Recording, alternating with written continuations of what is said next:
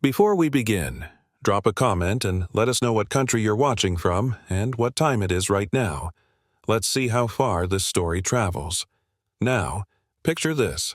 A plane ready for takeoff, overhead bins slamming shut, engines humming low like a beast waiting to roar, and in the middle of it all, a woman's stare sharpens like a knife.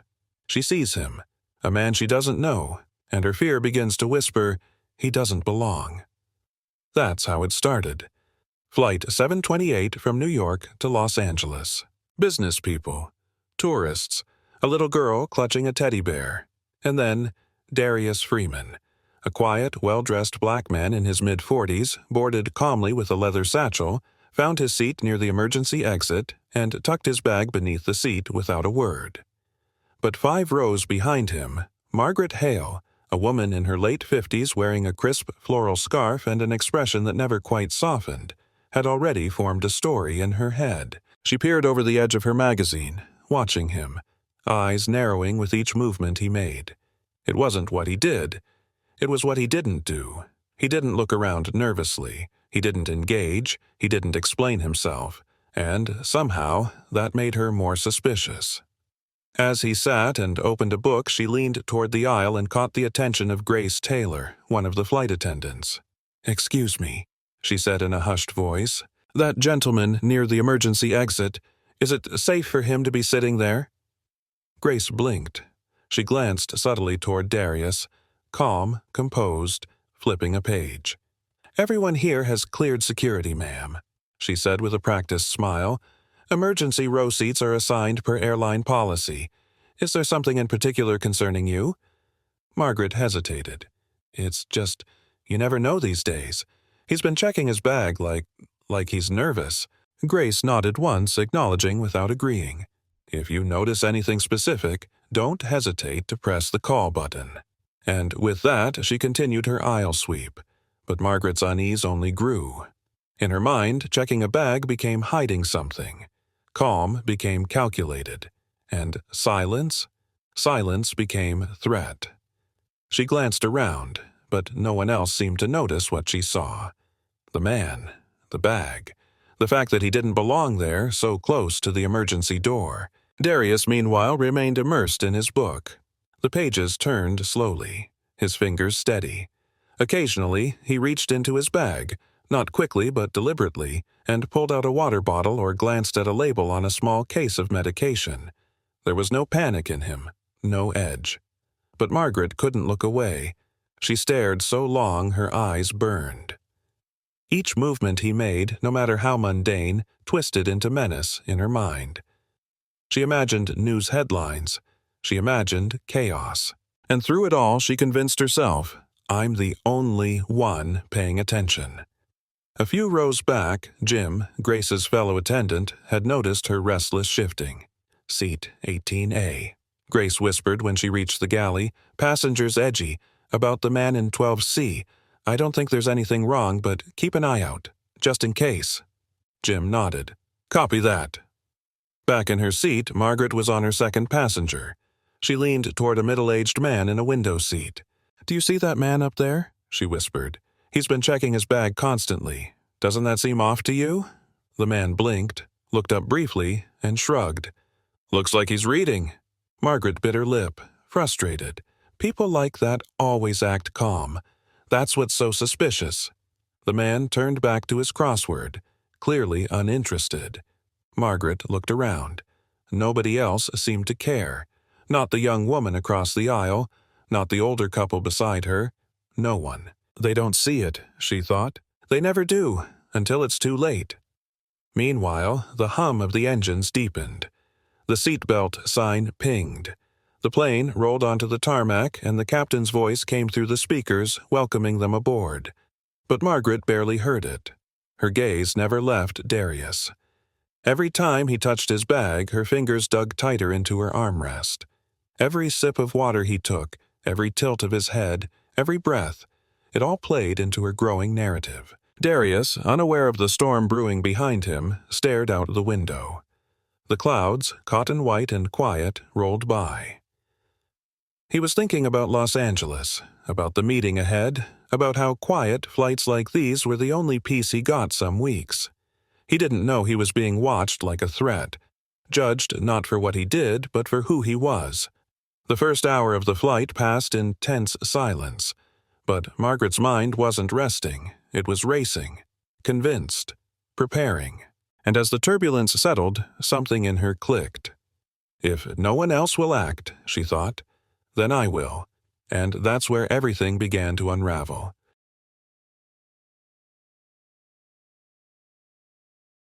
The hum of the engines remained steady, but inside Margaret Hale's chest a storm raged louder with every passing minute.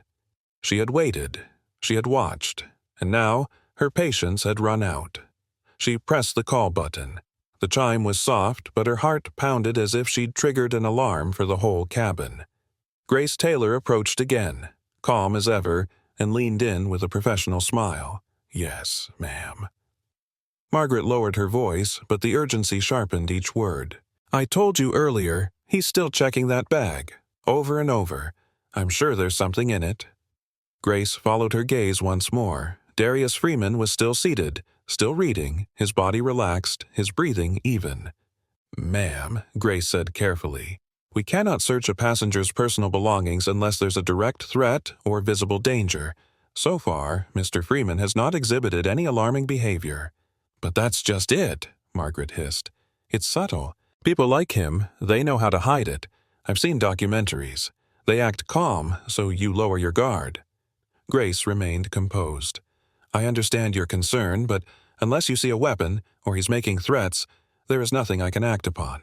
"You'll regret that," Margaret muttered under her breath, but Grace simply nodded and stepped away, leaving Margaret alone in her fury. She scanned the other passengers again, looking for an ally. A middle-aged woman across the aisle offered a faint, sympathetic smile, but quickly looked away when Margaret leaned toward her. "Don't you think he's acting odd?" Margaret whispered. The woman hesitated, glanced at Darius, then back. "He's just reading," she said softly, clearly uncomfortable. Margaret leaned back in her seat, teeth clenched, hands balled into fists. She felt invisible. Dismissed, like Cassandra screaming prophecies into a void of polite indifference. But she wouldn't be ignored. Not when the safety of everyone on board could be at risk. Her gaze remained locked on Darius, waiting, begging for him to slip up, to give her something, anything, that would justify the weight of her suspicion. And then it happened. Or so she thought. Darius shifted in his seat and unzipped his bag again. Margaret's pulse spiked. He reached inside, slowly, carefully. She leaned forward, eyes wide, breath caught. But all he retrieved was a pair of noise-canceling headphones. He adjusted them over his ears, exhaled slightly, and leaned back, the book still open across his lap. It was too much. Margaret unbuckled her seatbelt and stood up so suddenly the man beside her startled and flinched. Gasps rose from several rows as she strode down the aisle, eyes burning, chest rising and falling with furious conviction. "Excuse me," she said loudly, pointing a trembling finger at Darius. "I want to know what's in that bag." The cabin hushed instantly, tension snapping into place like a coiled wire.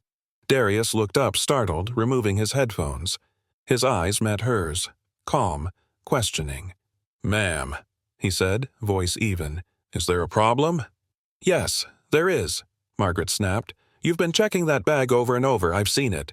You're hiding something, and I'm not the only one who's noticed." Her voice rose, echoing down the aisle. "I demand that bag be searched." Grace arrived quickly, flanked now by Jim. "Ma'am, please lower your voice," Grace said firmly, stepping between them. "We cannot allow you to confront other passengers." "Why not?" Margaret barked. "You're doing nothing. If you won't act, I will." Darius stayed seated, eyes never leaving Margaret's. He didn't raise his voice, didn't flinch. "There's nothing dangerous in this bag," he said quietly. "Just personal items." "Then prove it," she spat. "Open it. Right here. Right now." Whispers rippled through the cabin as heads turned. Passengers peered from behind seat backs. Phones were raised, recording. The atmosphere was thick with unease.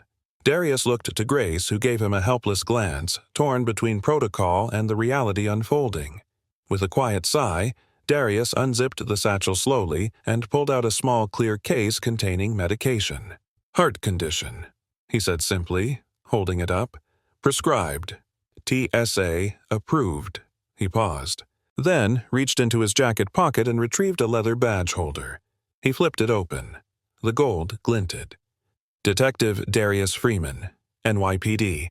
I'm currently on medical leave, but I'm still carrying credentials, in case anyone questions me."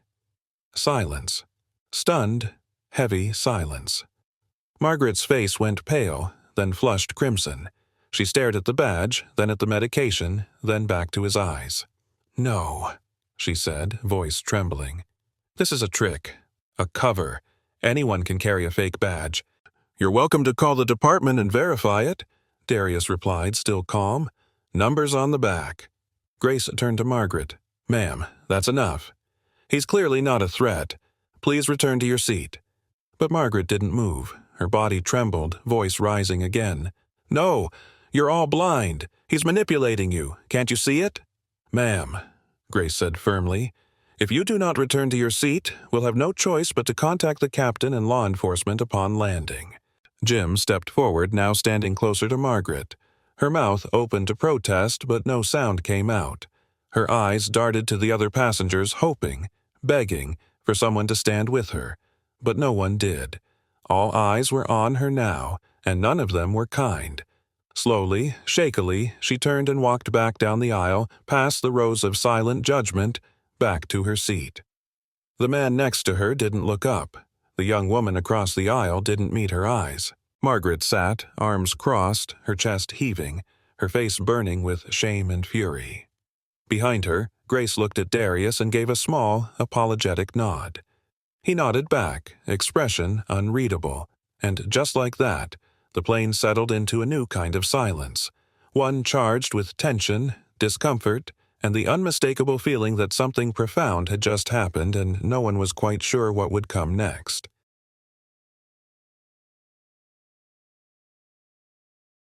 The cabin air was thicker now, not just with altitude, but with the weight of what had unfolded.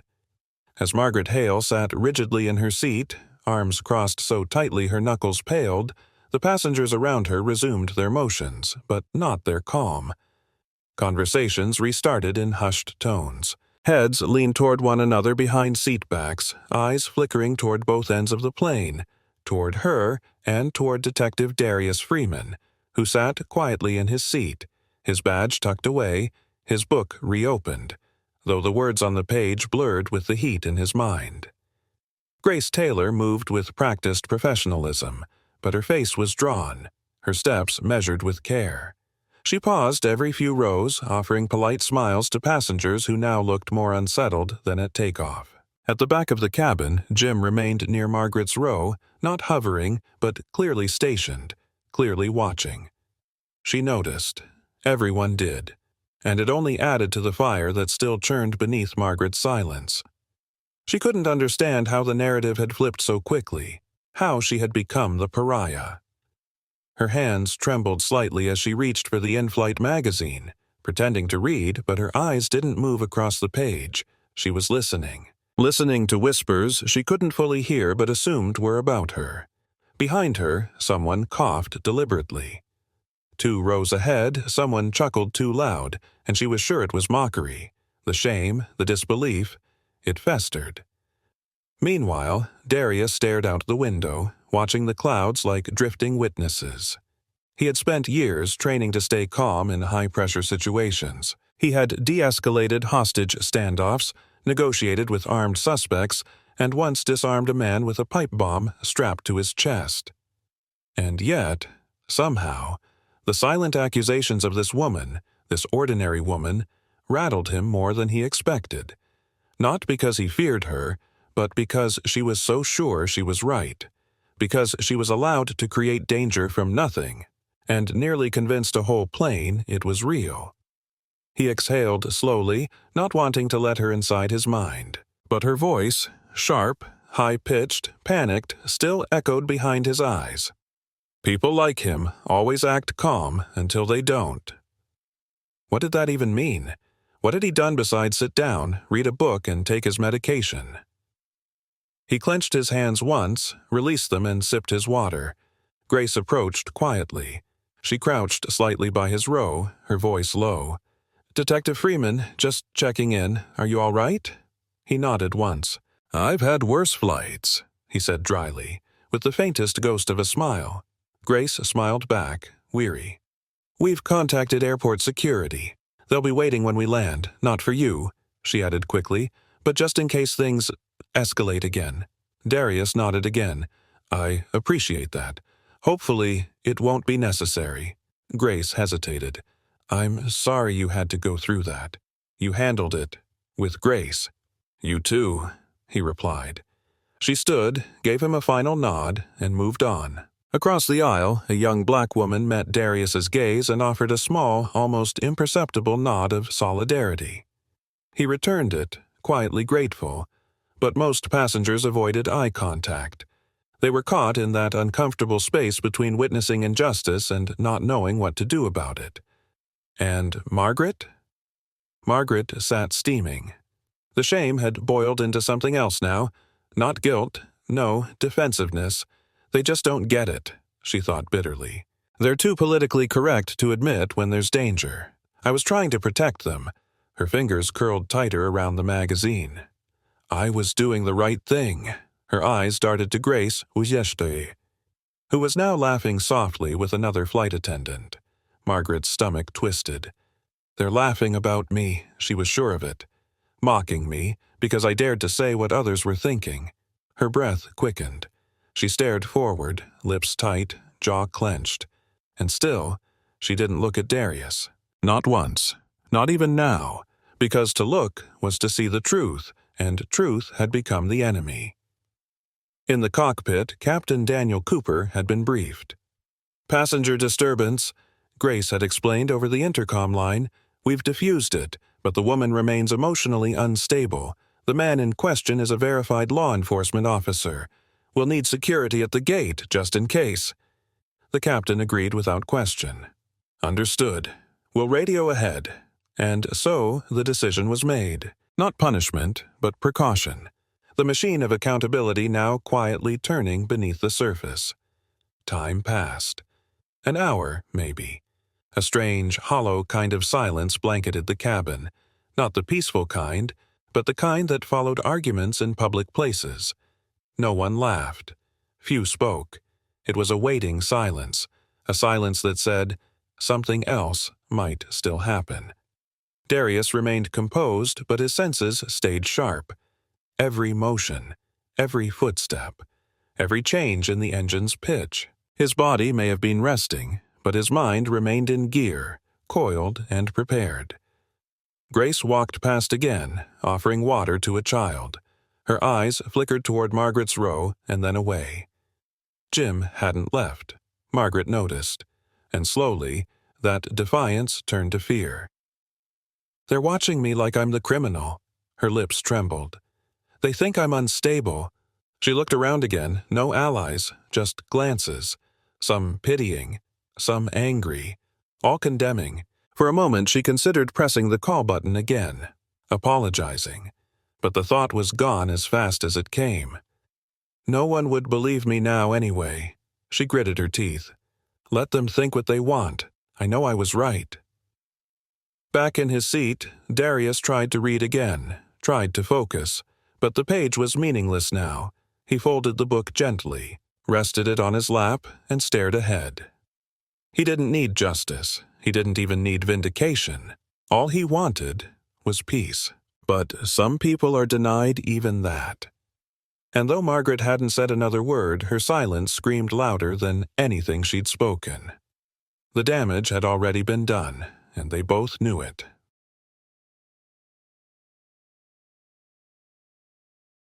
The cabin lights dimmed slightly as the captain's voice came over the intercom, calm and steady, announcing the plane's descent into Los Angeles. The seatbelt sign dinged softly, prompting a ripple of motion as passengers adjusted in their seats, stretched stiff limbs, and gathered their belongings for landing. But amid that normal end-of-flight ritual, a low current of unease continued to pulse just beneath the surface. Detective Darius Freeman exhaled slowly, tucking his book and medication case back into his satchel, ensuring it was zipped up and placed securely beneath the seat. His body was still, but his mind remained sharply attuned. He could feel the tension, still lingering like an unwelcome passenger, coiling again, not from him, but from several rows behind, where Margaret Hale sat frozen, her hands white-knuckled on the armrests. She hadn't spoken since her outburst, but silence didn't mean surrender. Her thoughts buzzed louder now that the descent had begun, louder than the roar of the engines. The humiliation still sizzled in her veins. The stares, the nods, the badge. That badge. It haunted her, flashing in her mind every time she blinked, and yet, she still didn't believe it. She couldn't. In her version of reality, everything about Darius still felt wrong. The quiet, the calm, the way no one else saw what she did. It gnawed at her, growing uglier the closer the plane came to Earth. Nearby, Jim subtly repositioned himself near the back galley, never taking his eyes off Margaret's aisle. Grace, at the front, exchanged a glance with him across the cabin, a language of caution spoken through shifts in posture and the faintest nods. "She's still coiled," Grace had whispered earlier after checking on passengers, "like she's waiting for something, or holding something in." And they were right.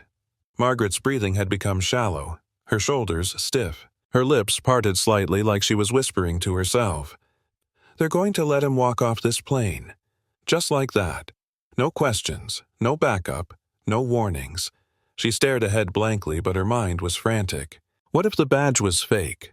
What if that medication was a prop? What if everyone on this plane was just too blind or too afraid to see the truth?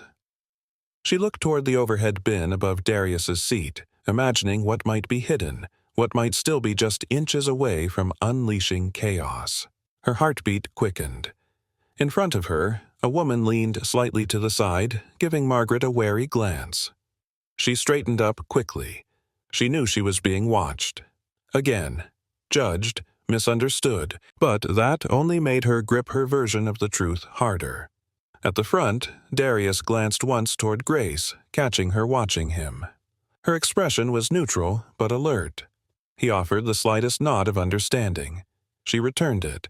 She didn't need to say it. He knew. Security would be waiting. Not for him, of course, but for the possibility of her. Still, he hoped it wouldn't come to that. He hoped this story could end without another sharp turn. But just as he leaned back and closed his eyes for a moment, it happened. A voice, not loud, but cracked and trembling. "I knew it," Margaret whispered. No one reacted at first. Not until she repeated it, louder this time. "I knew it. You're all being fooled." Heads turned. Grace looked up instantly. Jim stepped forward. Margaret stood slowly, her face flushed with fury and vindication. "You're protecting him," she said, voice rising. "He's not who he says he is. This is all a setup. I see it now. I see everything clearly." "Ma'am," Grace said, already moving down the aisle, her voice calm but firm. "Please take your seat. We're preparing to land." "No," Margaret snapped, backing toward the middle of the aisle. "I won't sit while a fraud walks free. I have a right to be safe. You're all in on this, aren't you?" Gasps and murmurs rippled across the rows. A man on the aisle leaned away. A woman clutched her child's shoulder. Jim appeared beside Grace, ready, steady. Darius slowly opened his eyes. He didn't move, didn't rise, but his presence now drew every eye. He locked his gaze on Margaret's. Calm, grounded, immovable. "Ma'am," Grace said again, closer now, "please sit. You are disturbing the landing procedure. We've already alerted airport security. They will address any remaining concerns when we land." But Margaret wasn't hearing them anymore. She pointed again at Darius. "He's lying. He's dangerous. I saw it from the moment he got on board. He's been hiding something the entire flight. He has to be stopped." Her words grew more erratic. Passengers shifted uncomfortably. Some pulled out phones again. Some whispered in shock. Darius remained seated, his voice finally breaking the tension with that same measured calm. "You're scared," he said, loud enough for those around to hear, but gentle. "But your fear doesn't make me dangerous. It only makes you louder." Margaret faltered. Just for a second. Her hand wavered. Her eyes flicked left and right, the sense of control slipping through her fingers. Jim stepped between her and the rest of the cabin. "We're going to have to restrain you if you don't comply," he warned quietly. "Please don't make us do that." Grace gently reached out a hand. "Come with us, Ms. Hale. Sit in the back with me until we land. We can talk, but you need to stop now." Margaret trembled. Her breathing came fast, shallow, but something, whether exhaustion, fear, or the weight of so many eyes, finally broke through. Her voice dropped. "You'll see. You'll all see. He's not who you think." Grace nodded once and carefully guided her toward the rear row where an empty flight crew seat waited. Jim followed closely. As Margaret sat, reluctantly but without further protest, the rest of the cabin exhaled. Quiet returned. Darius closed his eyes again. The plane dipped lower, the lights of Los Angeles beginning to flicker through the small windows. And for the first time since boarding, it felt like they might actually land in peace. But no one forgot what had just happened. No one would.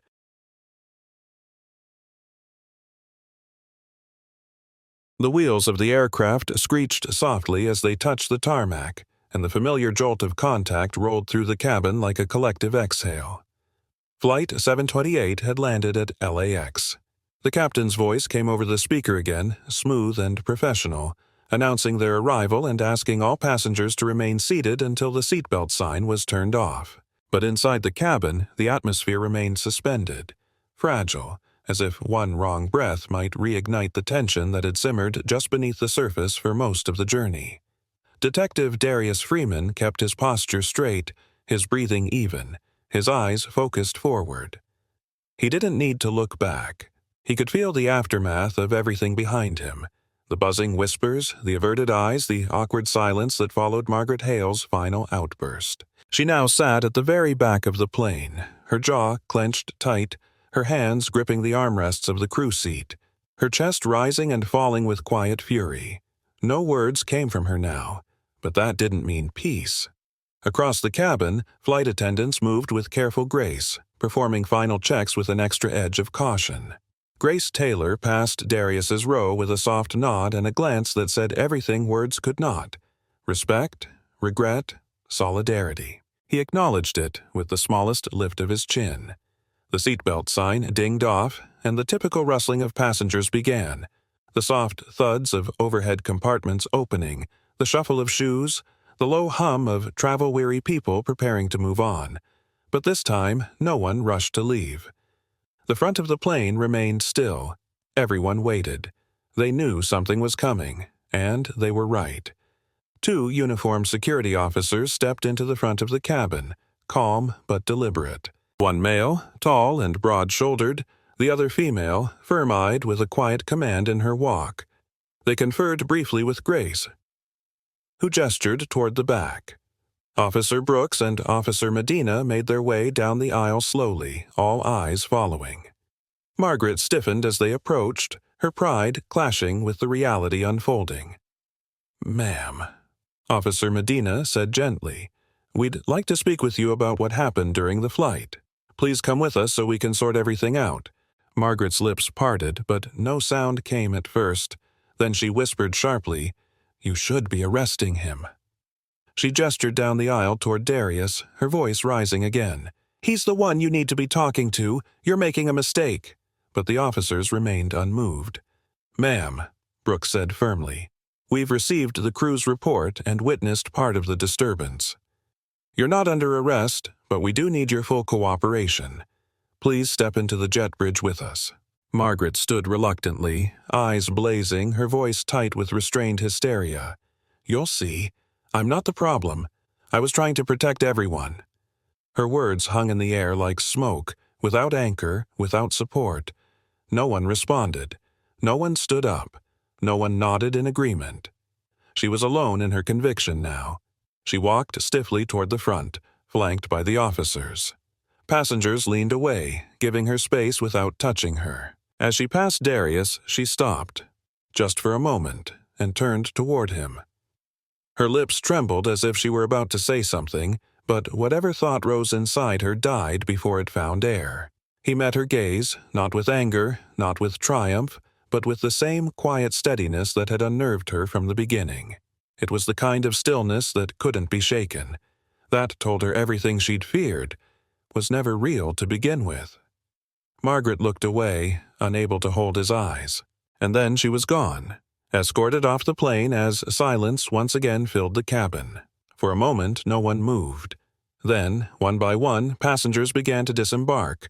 A woman near the front paused beside Darius. "I'm sorry you had to go through that," she said quietly, awkwardly. "You didn't deserve it." Darius looked up surprised, then nodded. "Thank you." That was enough. She moved on. A few others murmured similar sentiments as they passed. Not many, not all, but some. And that, for Darius, was enough. Grace returned one final time. "Detective Freeman," she said softly, "I hope the rest of your time in LA goes smoother than your flight." He smiled faintly. "Hard to go anywhere but up from here." She chuckled under her breath, then turned to help her crew with the last remaining tasks. Darius stood slowly, slinging his bag over his shoulder. The jet bridge air hit him cool and dry as he stepped off the plane. In the terminal, he spotted Margaret in the distance, seated in a corner with security nearby, her posture still rigid, her face unreadable. She didn't look up. He didn't stop. He kept walking, through the terminal, past the murmurs, the curious glances, the fading echo of judgment, and with each step, the weight on his chest lightened. It hadn't crushed him, because it never could, because he knew who he was. He didn't need to shout to be seen. He didn't need to fight to be right. He just needed to keep walking, forward. Outside, the noise of the city replaced the noise of the cabin. Wheels rolled across concrete. Families reunited. Taxis pulled up in a steady rhythm. Darius inhaled the Los Angeles air, sun-warmed, open, full of motion. The world had kept moving, just as he would, and as he disappeared into the crowd, the story lingered in the wake of his steps, not as a spectacle, but as a quiet reminder. Some fights are won not by confrontation, but by character, not with noise, but with truth, and that sometimes the strongest act of resistance is simply to remain calm. If this story made you think, feel, or reflect, don't keep it to yourself. Drop your thoughts in the comments below. We'd love to hear your perspective. And if you believe stories like this matter, don't forget to hit that subscribe button and turn on the notification bell. There's more to come, stories that challenge, inspire, and speak truth. See you in the next one.